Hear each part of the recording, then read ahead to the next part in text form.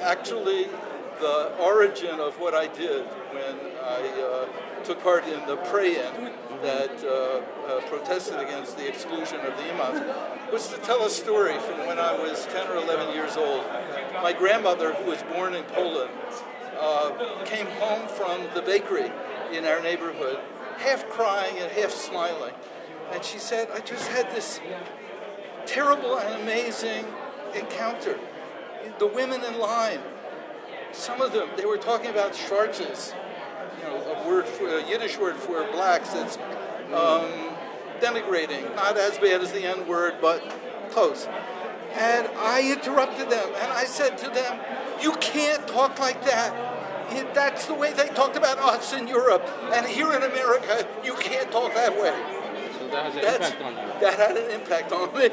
It was clear that one thing it meant to be Jewish was to make sure that nobody was treated like an outsider. How important is it for you and for other Jewish leaders in the country to reach out and connect with Muslim communities? Very important. I think we are standing on the edge of what would be an unutterable disaster of a war between world Islam and the West, or the United States, an unutterable disaster. And one of the ways to prevent that is for communities of Jews, Christians, and Muslims to reach out to each other, especially in America.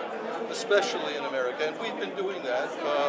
There is this gathering of folk, the tent of Abraham, Hagar, and Sarah, who have worked together now for 3 years.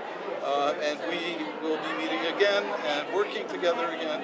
So that's been very important to us. There's some, people within the faith community, especially the Jewish community, that fear reaching out to Muslim groups, fear reaching out to CAIR because of backlash from pro-Israeli groups that sometimes make allegations that CAIR is a threat and so on. And even evident today, you've got some protesters outside. What's your message to people that from either the pro-Israeli community that are so opposed to CAIR and its work? I understand and I have compassion for people who are so frightened.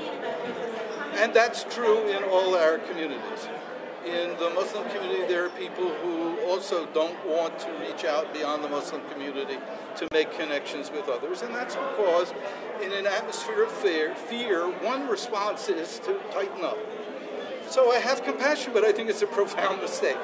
The deeper response to a situation that feels frightening is to cautiously but seriously make contact with the people that you start out being afraid of. And I know enough about CAIR. I don't know every in and out about CAIR, but I know enough about CAIR to know that within it are people I trust, people I admire, people I respect.